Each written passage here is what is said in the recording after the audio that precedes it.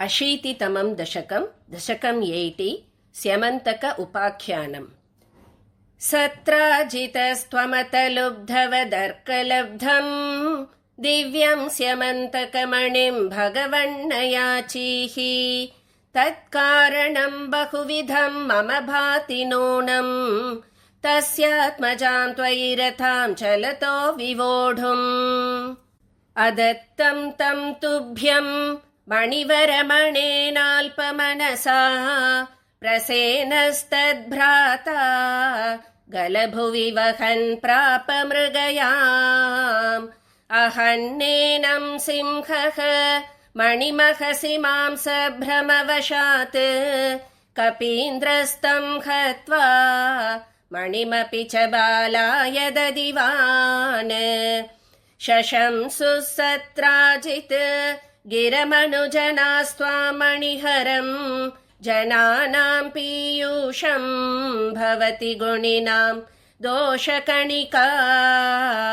ततः सर्वज्ञोऽपि स्वजनसहितो मार्गणपरः प्रसेनं तं दृष्ट्वा हरिमपि गतो भूकपिगुहाम्।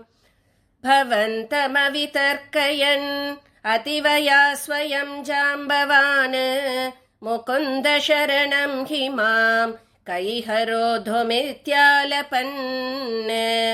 विभो रघुपते हरे जय जयेत्यलं मुष्टिभिः चिरं तव समर्चनं व्यदितभक्तचूडामणिः।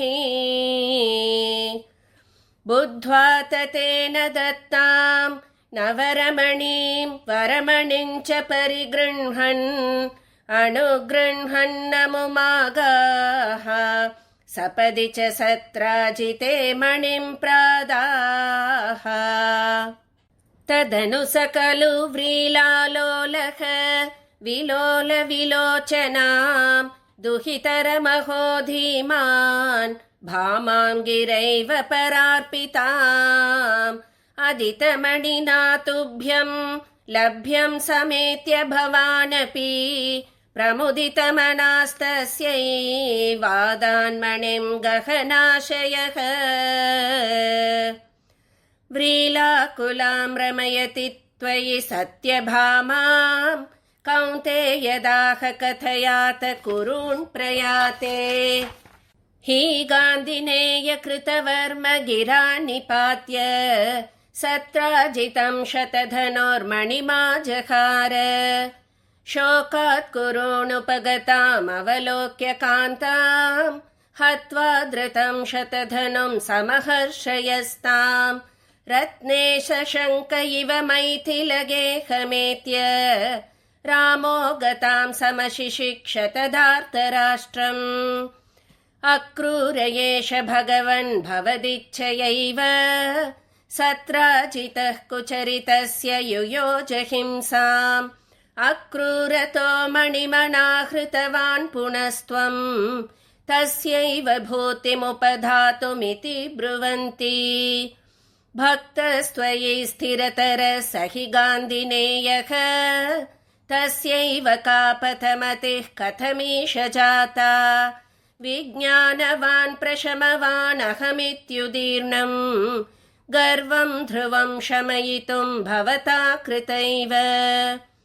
यातं भयेन कृतवर्मयुतं पुनस्तम् आहूय तद्विनिहितं च मणिं प्रकाश्य। तत्रैव सुव्रतधरे विनिधाय तुष्यन् भामाकुचान्तशयनः पवनेशपायाः। सदा सर्वत्र गोविन्दनाम संकीर्तनं गोविन्दा गोविन्दा। श्रीगुरुवायूरप्पा शरणं श्रीहरये नमः।